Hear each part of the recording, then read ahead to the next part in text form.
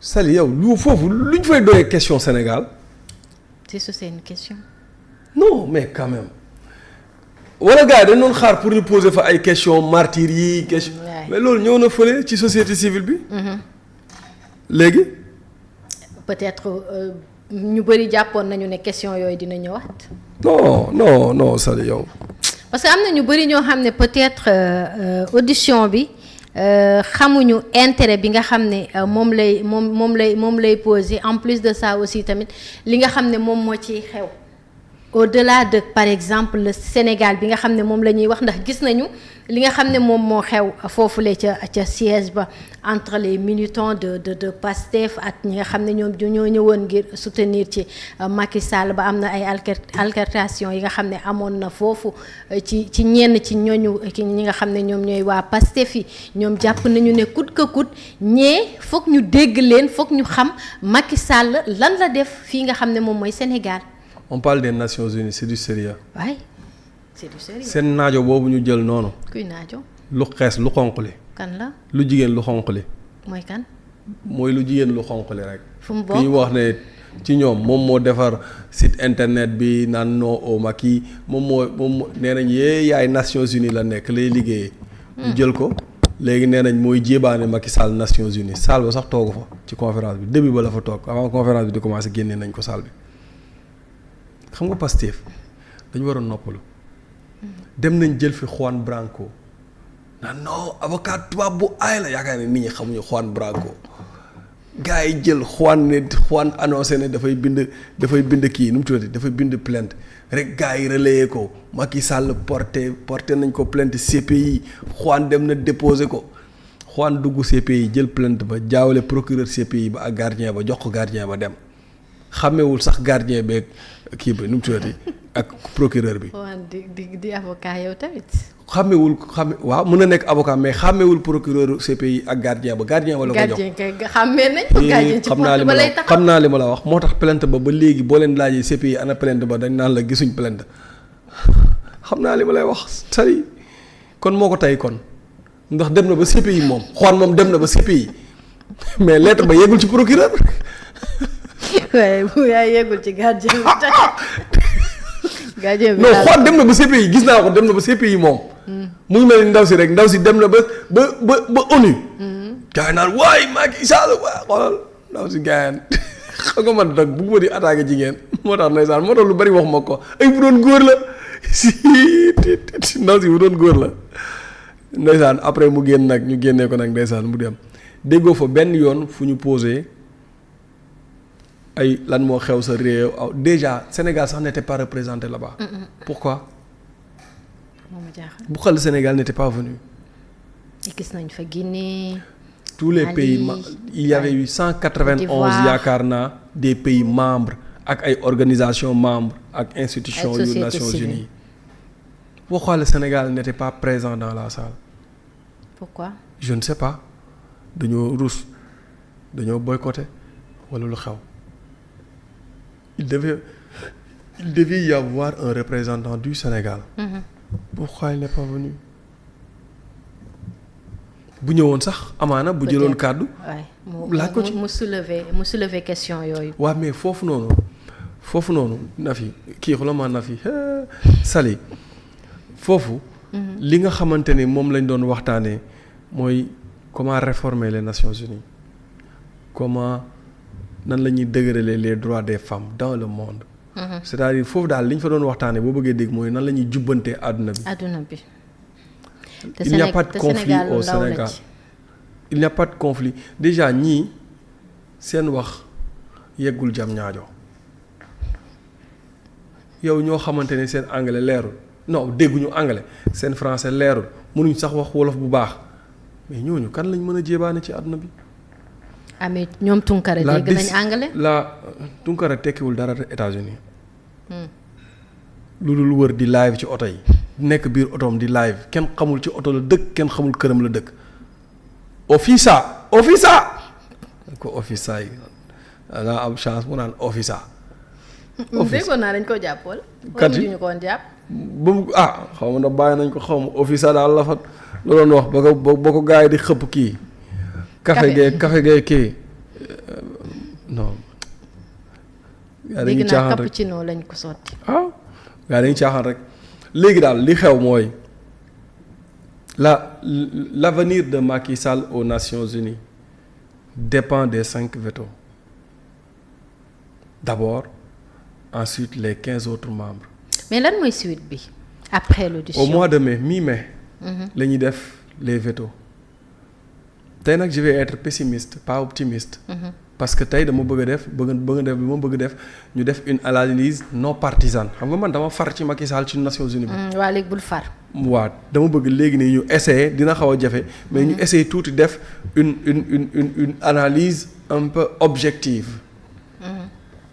au mois de mai au mi-mai ci la les 5 vétos les 5 majeurs ci la ñuy ñëw. France Russie États-Unis New York États-Unis Chine ak Angleterre. ci la ñuy ñëw penché wu ci dossier yi maintenant su fekkente ne am na kenn ku ci am veto. kooku day out. kooku day out. ku am veto rek da ngay génn. benn veto rek boo ko amee da ngay génn. il peut y avoir aussi des candidats de secours. c'est ce que prépare Nigéria moo tax soutenirul Macky Sall. Nigéria prépare un candidat de secours ko nga xamante ni Nigéria la juddoo mais c'est daanaka un américain di liggéey foofu nga xam c'est un américain sax c'est une américaine mais di liggéey aux Nations Unies lay liggéey c'est une dame. Okay. Le Nigéria dafay préparer pour su Macky Sall amee veto ñu indi candidat de secours. mën na nekk un candidat de secours oui plan B. Maintenant boo xoolee dañ naan la favori yi ci ñi nga xamante ne ñoom ñooy les favoris les médias internationaux yoo la ñuy wax. le favori bi c'est Grossi Raphaël Mariano Grossi. mais pourquoi Grossi. mais sondage yi bëri na de. non sondage yi may gis non bëri bu na ma de duggagul foofu loolu du ay sondage maa ngi ciy ñëw. d'accord Raphaël Grossi. pourquoi ñu ne moom mooy favori. Parce que Raphaël Grossi dañu ne il a le soutien de la Russie ñu ne il a le soutien des États-Unis am na sax ñuy wax ne c'est le candidat des États-Unis ci ñi compétir yëpp boo xoolee influence diplomatique au niveau des États-Unis moom moo ko fa ëppale moom moo ci ëppale influence diplomatique parce que yàgg na États-Unis te centre nucléaire bi nga xamante ni moom lay jiite daanaka centre la bu nga xamante ni tey ba mu ko jiitee yàgg na waaye ci côté nucléaire ci àdduna bi xam nga ni débat bi foofu la toll.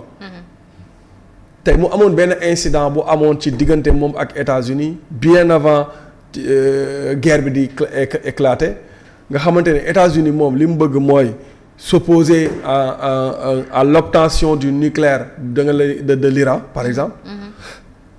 Maintenant mu amoon ay bis bi entre moom ak les États-Unis mais après bi nga xamante ni moom bëgg na nekk candidat déclarer sa candidature mu commencé ragaat deram mu commencé di wax ne Iran warta am arme nucléaire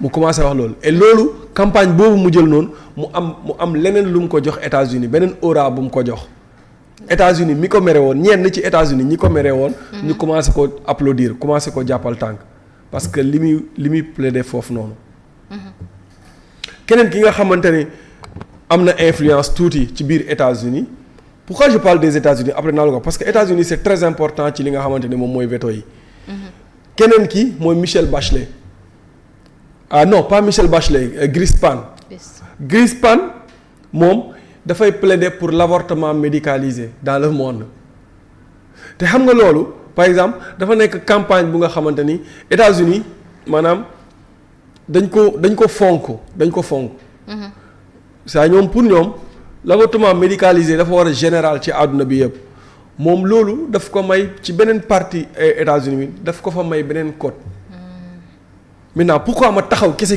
ci États-Unis pour wax la ñaar ñeen ni ñu koy séddoo mooy parce que yeneen droit de veto yi Macky Sall amul problème ak ña koy jiite maanaam amul jafe-jafe donc ki nga xamante ne moom laa doon wax fan yële ne la kooku dafa bipolaire moom laa xamul taxawaayam.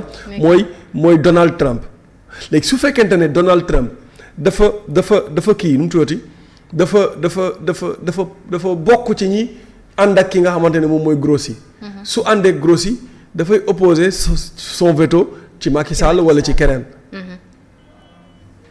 alors boo opposer sa veto parce que da nga bëgg sa candidat jàll beneen candidat du jàll.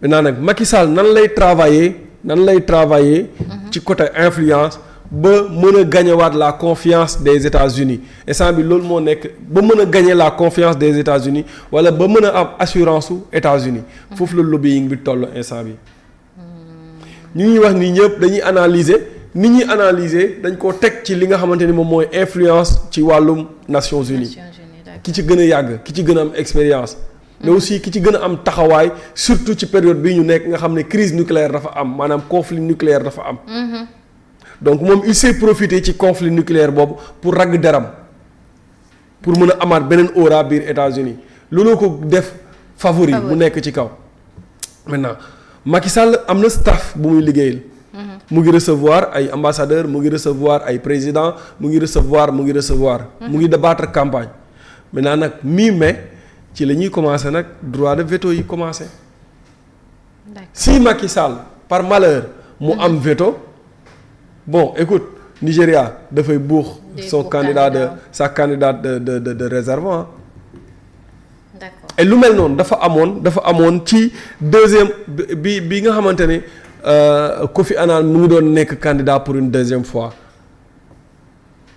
Kofi Annan li taxoon États-Unis porté woon sa candidature c'est parce que dafa amoon beneen candidat bu nga xamante ni c'était le candidat américain Russie opposé son veto bi Russie opposé son veto candidat bi out États-Unis jaar ci suuf jàppale ki nga xamante ni moom mooy Kofi Annan mu jàppale ko loolu tax mu am après deuxième mandat mu jàll ci veto boobu mu am deuxième mandat. D'accord. Donc du coup bon on espère mais tey ñun aussi bu ñuy analyser bon bëgg nañ Macky Sall trop on l'aime bien te bu ñu sañoon moom mooy nekk futur secrétaire général des Nations Unies incha allahu rabi te moom lañ koy ñaanal te yaakaar naa ne dina ko nekk mais aussi des fois bu ñuy analyser dañuy tegee émotion bi de côté pour que sénégalais yi xam exactement ce qui se passe ce qui c'est en train de se passer.